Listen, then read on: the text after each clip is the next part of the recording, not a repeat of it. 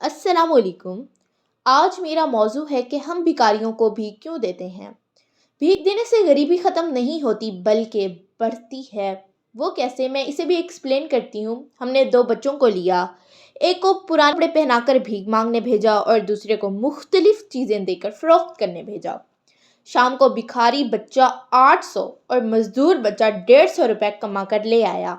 इस समाजी तजर्बे का नतीजा सामने है।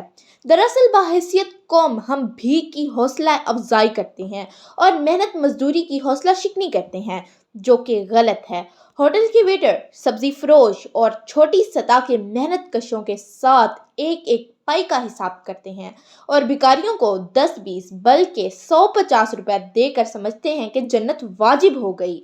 होना तो ये चाहिए कि मांगने वालों को सिर्फ खाना खिलाएं या उनके लिए कोई कपड़ों का इंतज़ाम कर दें, उनको पैसे ना दें और मजदूरी करने वालों को उनके हक से ज़्यादा दें, ताकि वो अपने कारोबार में मज़ीद इन्वेस्ट करके उसे बेहतर बना सके। लेकिन बाहैसियत कौम हम ये नहीं करते। हम क्या करते हैं, भिखारियों की हौसला अफजाई करते हैं और इन मेहनत कश सफ़ेद पोश आदमी और लोगों की हम हौसला शिकनी करते हैं।